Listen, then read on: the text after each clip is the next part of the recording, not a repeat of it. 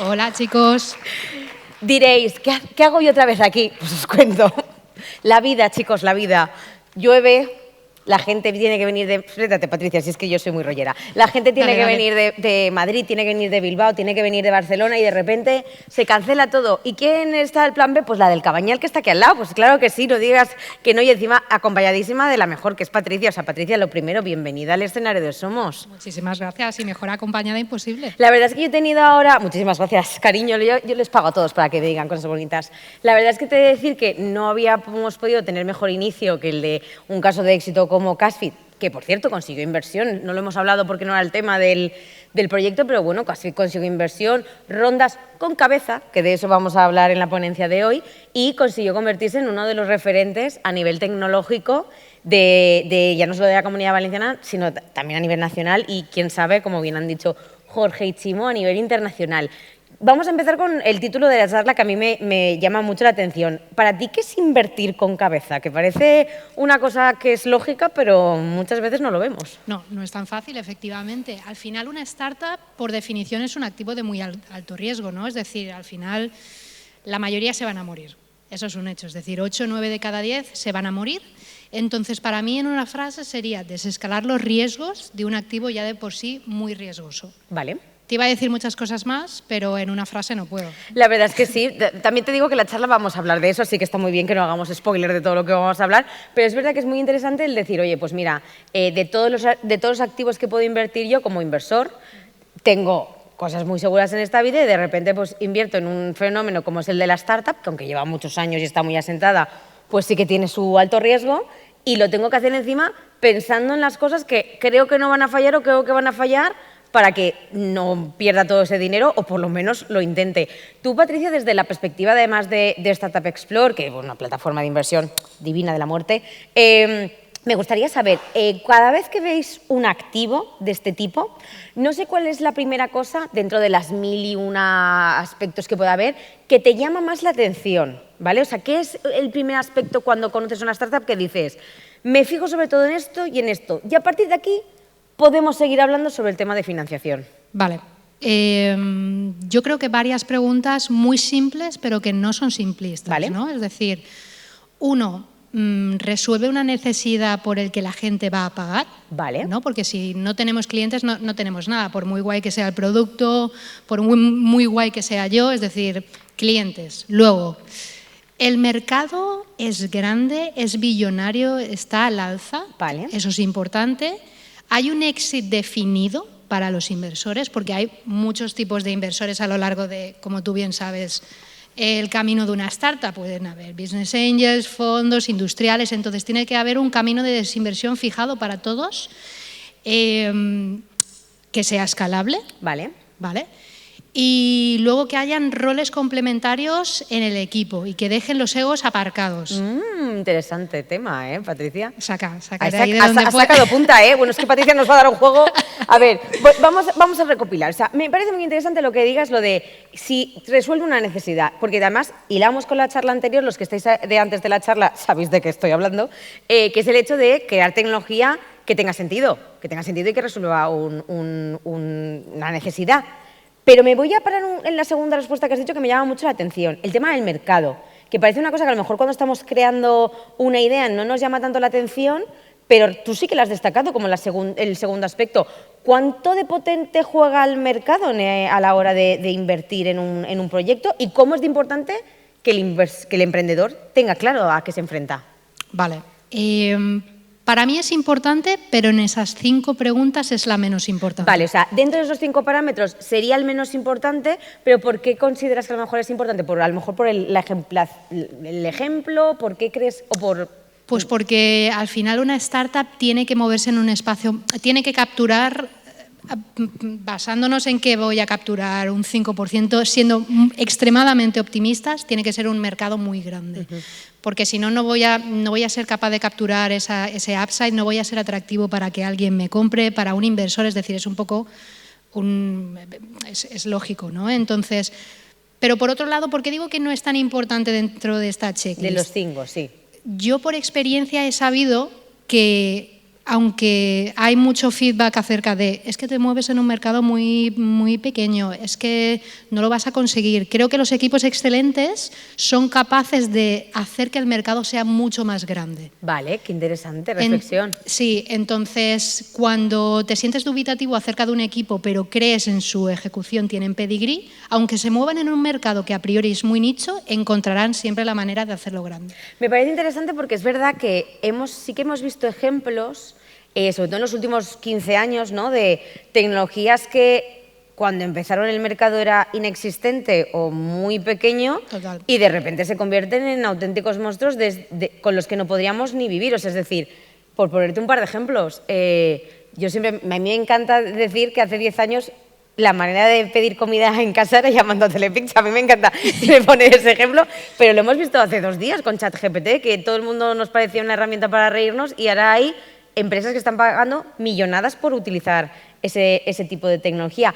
Patricia, hablando de mercado y centrándonos aquí y ya pasamos a los siguientes aspectos, ¿cómo crees de importante juega, no sé si en la referencia de otros mercados internacionales, la competencia? Porque muchas veces no le damos la importancia que toca porque, al revés, lo que queremos es huir de la competencia y no tener nada que ver con ellos, pero creo que a nivel de inversión es un factor súper importante, ¿no?, que haya competidores y sobre todo que haya referencias. Sí, bueno, yo cuando esta famosa frase de no tengo competidores, ¿no?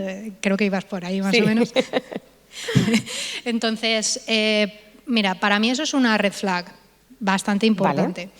Vale. Sí que es cierto que en algunos mercados como OpenAI se movía en un océano azul claramente cuando estaba empezando, es decir, pero claro, ese tipo de casos son muy residuales, es decir, realmente propuestas de valor donde nadie en todo el mundo se le haya ocurrido o esté haciendo algo que no sea mínimamente parecido, pues hay muy poco. Hay que ser un poco... hay que contarse la verdad a uno mismo, no hay que hacerse trampas al solitario. Pero eso a su vez es bueno porque significa que alguien se lo ha planteado, que alguien está pagando por ello y por lo tanto alguien ha validado ese camino por mí. Entonces ya no tengo que evangelizar y eso me va a salir mucho más barato al corto o medio plazo. Muy bien, muy interesante la reflexión de decir, oye, pues no tengo que nadar en este mar azul que pues a lo mejor me va a costar más convencerles de lo que hago que otra cosa, que por cierto me voy a quedar con la frase de no hacer trampas al solitario. Yo lo traslado con ser honestos pero no transparentes. Me ha gustado. Traslada jerga inversora. Así los emprendedores que estén aquí viéndonos cuando habléis con inversores diréis, yo también hago bromitas inversoras. Pero bueno, os podéis reír, no pasa nada, aunque sea un... Gracias por el chico que se ha reído, gracias.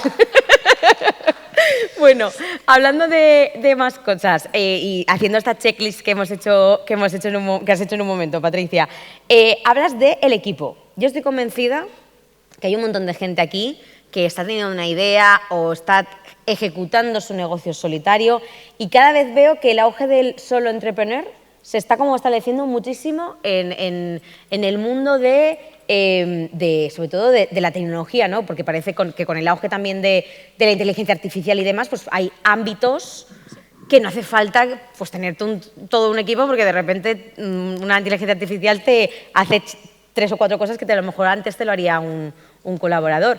No sé cómo ves tú cómo se ha modulado eso, si sigue siendo importante el capital humano y el factor humano, si cada vez a lo mejor los inversores estáis como ya no tan reticentes al solo entrepreneur. ¿Cómo está la situación a nivel de equipos hoy en día para también trasladarlo a la gente que nos está escuchando? Pues mira, no tengo una opinión definida, tengo sentimientos encontrados. Interesante. Porque yo creo que sí que es cierto que vamos a ver cada vez más unicornios con solo founders. Vale, qué interesante. Porque como tú bien comentas, la IA, pues al final puedes abarcar más con menos. Pero yo siempre pongo el mismo ejemplo y es que Jesús Alonso dice que no invierte en solo founders porque emprender es un camino de llorar. Y recorrer ese camino solo es muy duro, ¿no? Muy duro. Entonces, tener un apoyo, un hombro sobre el que llorar, yo creo que también es muy importante. Yo si emprendiera me gustaría tener a alguien. Vale. Entonces, en Startup Explore no digo que no invertamos en solo founders porque te estaría mintiendo, pero nos gusta más una dupla y nosotros lo llamamos el businessman o businesswoman y el teji y a veces el hipster. Ah, mira. Claro. Entonces, el businessman... A ver, me voy a quedar con esta copla que me gusta mucho. O sea, estás hablando del solo entrepreneur y luego te haré otra pregunta al respecto, pero me encanta esta dupla. O sea, para ti, ¿cuál es la dupla que gana, Patricia? Negocios, tecnología. Vale, perfecto. Y luego, si hay un tercero, el hipster. ¡Qué interesante! Que es como diseño o a veces un CEO. Vale. Entonces, bueno, claro, dependiendo del sector, ¿no? Lo llamas... Es alguien de más creativo, Vale. diseño, o CEO en compañías quizá un poquito más grandes donde necesitas un CEO que sea el brazo derecho del CEO, donde sea capaz de traducir o trasladar la estrategia en operaciones o en ejecución. Vale. Y sobre todo en Series A, yo diría que la contratación de un CEO es imprescindible. Claro, no, o sea, vamos a ver, estamos hablando siempre de fases iniciales, luego nombraremos un poco las series de arriba y a lo mejor podemos comentar algún caso, pero siempre estamos comentando ahora esa fase inicial, o sea, ese proyecto de inicio y de ese equipo que está buscando una ronda temprana, que llamamos una seed investment en este caso. De hecho, hay un gráfico que a mí me gusta mucho enseñar cuando doy clase, que la mayoría de exits ocurren entre 1 y 3 founders. Founders, sí. En casi el 70%. Yo había escuchado mucho la frase, no sé si, y además, y la he oído con la pregunta de solo founders que te iba a hacer, yo he escuchado mucho la frase siguiente: las empresas mejor fundarlas con fundadores que de número impar, y si es uno, mejor. Sí. Eso lo había escuchado. Eso es muy tópico, sí. Eso lo había escuchado mucho, pero no sé. La toma de decisiones es mucho más ágil. Hombre, ya. Entonces, eso es un pro. Por eso digo que tengo sentimientos encontrados. No sé Claro. qué es mejor. Es como la típica pregunta de ¿me creo a los coceos o necesito que haya un capitán de barco? Uf, los coceos. Han habido exits muy grandes con coceos, ¿no? Pero, claro, los egos, el no tener claro cómo es la toma de decisiones, quién impera cuando hay un desacuerdo, eso también es complejo. Entonces, la psicología juega un rol bastante importante. Entonces, volviendo un poco, porque yo también hablo un montón, entonces... No lo habéis notado, ¿verdad? Lo de que hablamos mucho. No, prácticamente esta gente está diciendo, esas chicas qué calladas. Qué interesante. Entonces, yo diría que cada vez los solo founders van a ser más habituales y por lo tanto exits van a haber más, pero porque es pura estadística. Pero yo creo que a nivel psicológico es mejor contar con alguien. Sí.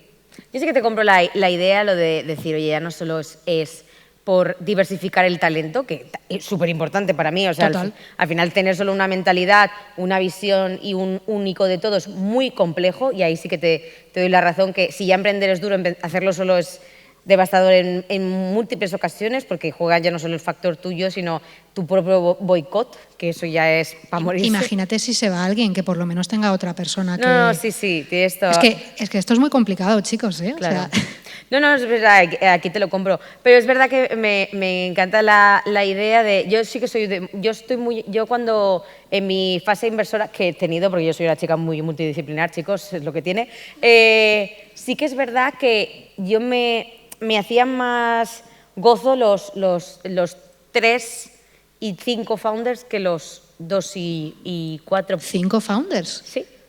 ¿Te gustan las una emociones startup fuertes? En Estados Unidos que estaba totalmente enamorada de ellos, que eran 5, 2 chicas y 3 chicos, y me parecían brillantes, pero también era una rara avis, ¿no? O sea, eran 5 muy distintos y complementados a la perfección.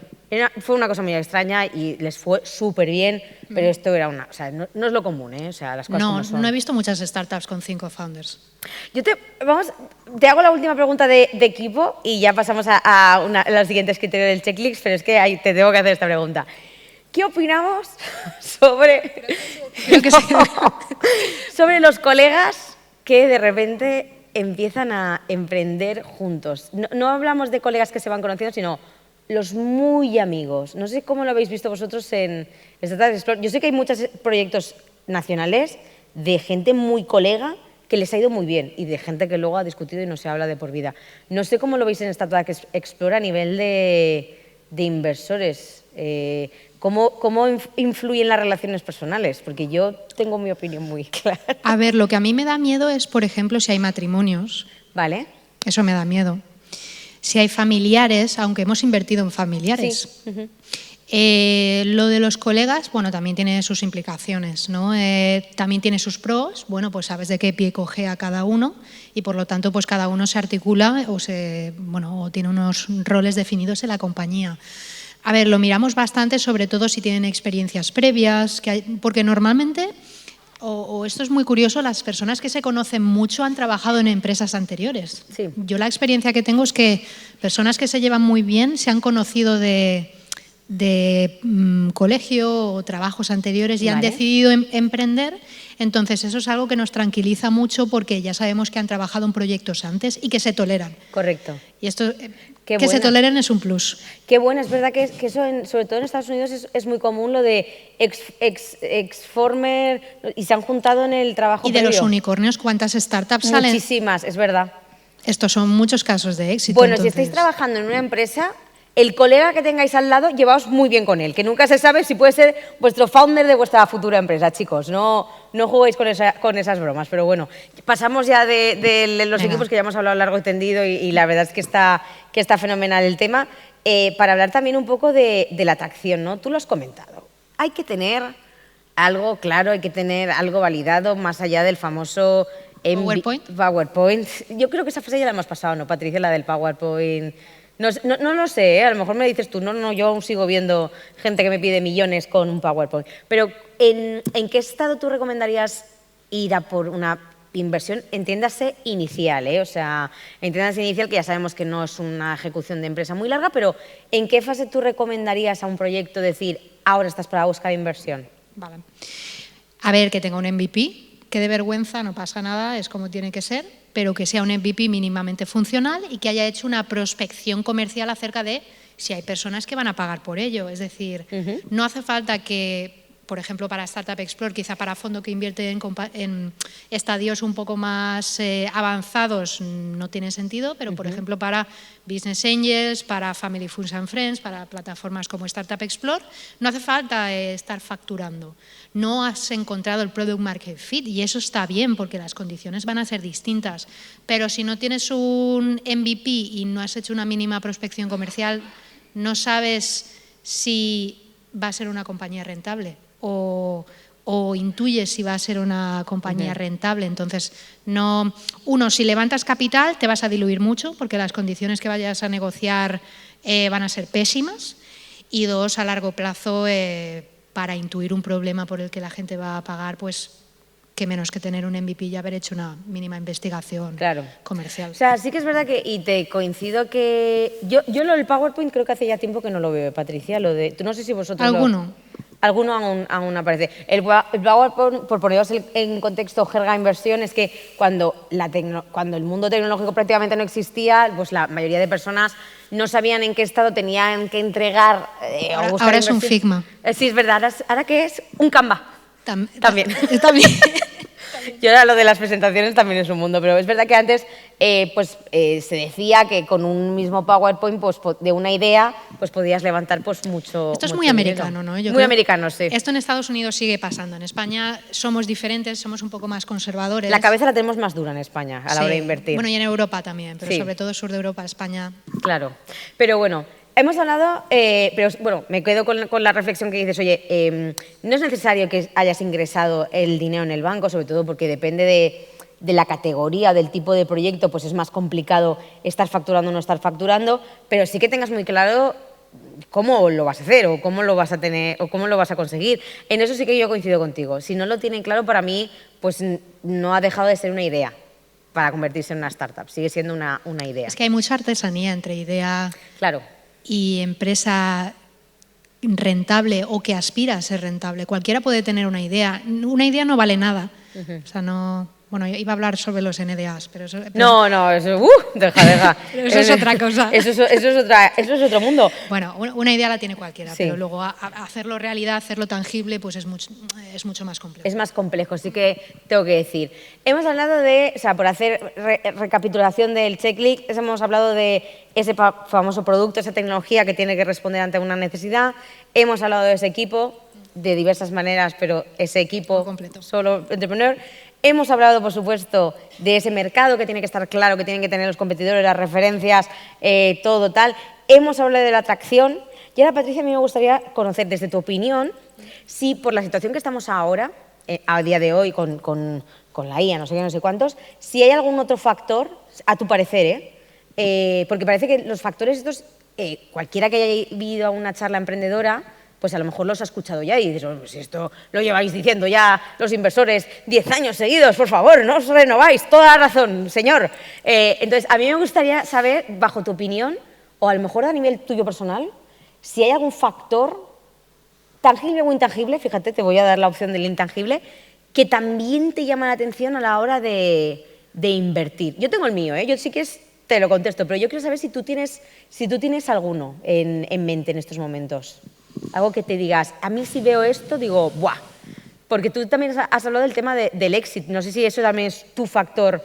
Eso es algo que nadie o casi nadie hace. Por eso me ha extrañado que lo dijeras en la checklist. No sé si a lo mejor ese es tu métrica o tu factor que digas, a mí esto ya me conquista. Claro, y no sé por qué nadie lo hace. Es decir, al final los inversores sí somos muy amiguetes de los emprendedores, etcétera, etcétera, pero al final queremos extraer unas plusvalías económicas, es decir, somos unos inversores y nos ganamos la vida en ello.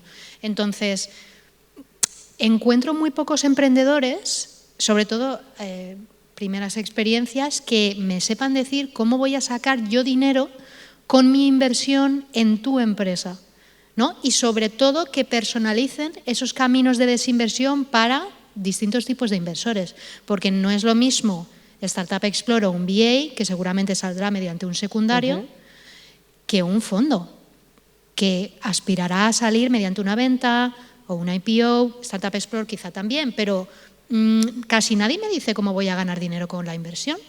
Y creo que eso es lo principal. Y otra cosa que también creo que los emprendedores no se formulan es, vale, quiero ir a levantar a capital, pero ¿soy invertible? ¿Soy un por 10? Porque todo el mundo es financiable, pero no todo el mundo es invertible desde el punto de vista de Venture Capital. Si no eres un por 10, si no eres escalable, te va a invertir alguien, pero no un VC o un inversor de capital riesgo. Y yo me encuentro muchas compañías que vienen con propuestas fantásticas, pero que no son VC. Y es porque no se han formulado la pregunta de ¿soy un por 10?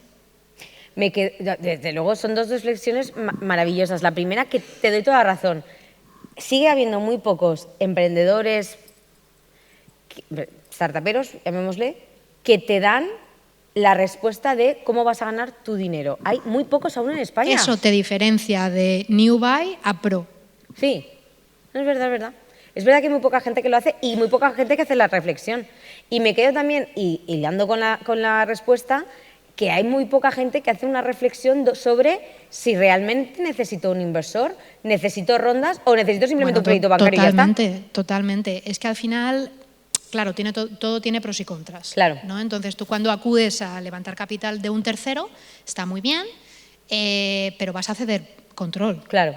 Es lógico, ¿no? Yo pongo dinero esperando, en un activo encima muy riesgoso, esperando un retorno, claro, lo que yo entrego es parte de control. Claro. Y al final tengo que pensar si estoy de acuerdo con ello y si estoy de acuerdo con ello, qué tipo de inversor es el que más me conviene, porque tengo que ver tesis de inversión, hablar con las participadas, es algo que yo recomiendo encarecidamente a quien busque capital.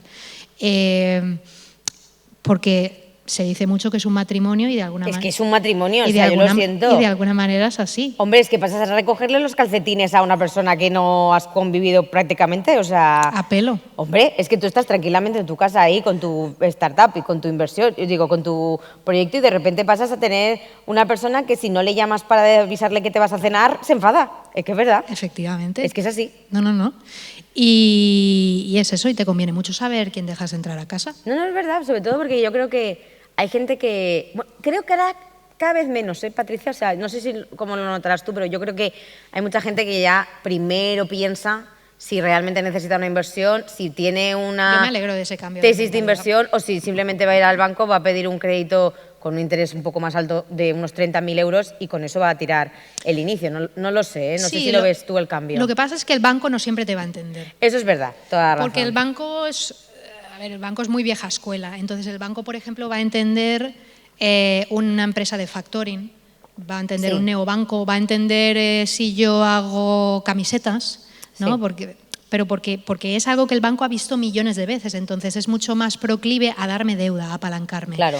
Pero si yo estoy haciendo una IA agéntica para despachos de abogados o lo que sea, pues el banco dice, pues no, Pues no. pues no. Sí que es verdad que te compro la reflexión, ¿eh? Yo en ese sentido sí que te la compro y eso.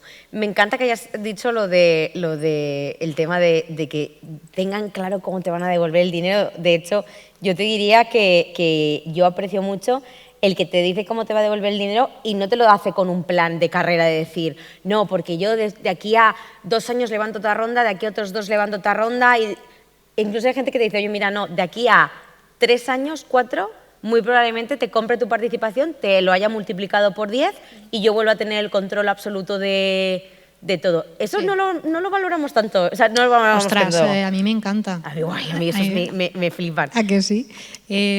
Claro, a ver, no se trata tampoco de hacer un ejercicio que se vaya a cumplir al 100%, porque al final el futuro nadie lo sabe, Sí. pero sí tener algún tipo de ambición sobre pues, cómo mantenerme, cómo satisfacerme, ¿no? Como inversor, porque al final es el fin último. Al final, en un matrimonio es lo mismo, ¿eh? O sea, fíjate la de divorcios que hay en España, que por falta de entendimiento y satisfacción por ambas partes. Pero bueno, no te lo he confesado, te voy a hacer la última pregunta porque estamos a punto Cuéntame. de dar campana. Pero no te lo he confesado yo, a mí lo que me conquista realmente, que va más allá de los checks que hemos comentado y demás. Me encanta y me conquistan en el segundo 2 el emprendedor, emprendedora, que desde el inicio, cuando te está presentando el proyecto, te lo está vendiendo. Hoy yo me pongo, mira, se me ponen los pelos de punta y todo de pensarlo, porque ¿sabes qué pasa? Que en España aún seguimos teniendo, por lo menos yo lo veo en España, en Europa también lo veo, pero es verdad que en España sobre todo más. En España seguimos aún mucho con el complejo de no creernos, no que somos capaces de hacer las cosas, creo que esa fase ya la hemos pasado totalmente y si no la hemos pasado tenemos un problema, pero creo que nos sigue faltando el vender la moto. Creo que hay países que nos adelantan por la izquierda y la derecha, y ya no solo estoy hablando de Estados Unidos, que donde tienen esta capacidad tal. Yo he tenido la suerte de encontrarme emprendedores de Corea del Sur, de Japón, y los ves presentar y la manera que lo hacen y te convencen al segundo 2. Y en España nos sigue faltando. Por eso que si encuentro, ¡ay!, me conquista enseguida. No sé tú cómo lo veas. Forma parte de la cultura, ¿no? Yo creo. Al final aquí no se invita mucho a emprender, ¿no? Y todo aquel que dice, voy a emprender, ¿estás seguro? ¿Y vas a dejar tu trabajo y tu colchón? ¿Que te vas a hacer autónoma? ¿Qué? ¿Cómo? ¿Qué? Bueno, te mira Me como encanta. si estuvieras... Claro, te miras Es que sí, me voy a hacer autónoma. ¡Ay! No he encontrado nada. Me encanta, es mi frase favorita. ¿Qué? ¿Por qué? Sí. Sí, Entonces, yo creo que hay que incentivar muchísimo más y hay otros países que nos adelantan cada vez menos. Cada vez menos, es verdad. Cada vez menos. A favor, eso sí que te tengo que decir. Claro, a mí me gusta mucho formular una pregunta que es, ¿qué es lo que más te apasiona de tu proyecto? ¿Por qué esto y no cualquier otra cosa? Y aquel que me da una respuesta bien apasionada, me encanta. Es verdad que en España se valora muy poco o se destaca muy poco el emprendedor que... Yo es que, bueno, esto os lo comparto, os lo regalo, conocimiento regalado de la moderadora de las charlas del Somos. Mi amigo Dani Seijo, que espero que siempre le mando un beso cada vez que le comento esto, que es uno de los fundadores de Menéame y está en mil movidas ahora. Él siempre decía que la gente emprendía por 4 motivos. Necesidad, porque mucha gente que a veces, pues mira, por necesidad pues no tiene otra opción. Y luego hay mucha gente que lo hace por vocación, a mí no me gusta que me manden y entonces tengo que emprender porque soy yo el que quiero mandar y no que me manden. Y luego hay 2 opciones que son las que a mí, cuando encuentro un emprendedor y una emprendedora de estos estilos, me encanta. Por pasión y por odio. ¿Sabes que eso me lo han dicho que tú le decías? ¿Me estoy haciendo famosa? Es que de verdad, me estoy haciendo famosa. Y pensé... ¿Y lo has visto en directo? ¿Cómo lo digo? O sea, me lo retransmitieron, claro, exacto. O sea, me lo retransmitieron un día como en diferido. Pues mira, Paloma me dijo una vez que tal, no sé qué, y me quedé pensando y dije, guau, pues tiene toda la razón del mundo. Es que es verdad, o sea, la gente cuando emprende por pasión es porque vive algo, una cosa mucho, y al final se da cuenta de que es su gran pasión y quiere siempre dedicarse a eso, independientemente de cómo que ahí la emocionalidad juega un factor muy fuerte, o sea que siempre hay que ir con cuidado. Y a mí los que me tienen enamorada son los que emprenden por odio, que es... Por ira, ¿no? Sí, quiero combatir esta circunstancia porque no puedo más con ella y que la mayoría del mundo health emprende por la vocación, pero por el odio de no haber encontrado una solución. ¿Puedo hacer una cuña? Por favor, adelante. Vale, pues esto que dices me gusta mucho porque me recuerda a una participada de Startup Explorer. Adelante.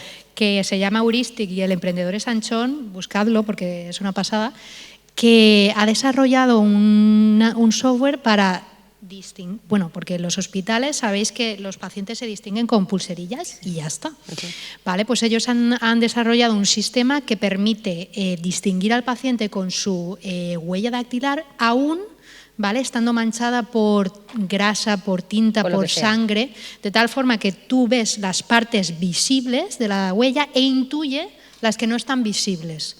¿Vale? ¿Por qué se puso a hacer esto y no cualquier otra cosa? Bueno, pues porque a su abuelo casi lo matan. O sea, tenía una medicación y se confundieron de paciente, le inocularon otra cosa y casi muere. Entonces dijo, pues esto no le puede pasar a nadie más. Esto no le puede pasar a nadie más. ¿Te ha gustado la cuña? Me ha encantado la anécdota, es genial y creo que no hay manera mejor, Patricia, porque estamos justo en tiempo de acabar esta conversación. Muchísimas gracias por adaptarte, por el last minute y por favor pido un súper fuerte aplauso a Patricia. Gracias.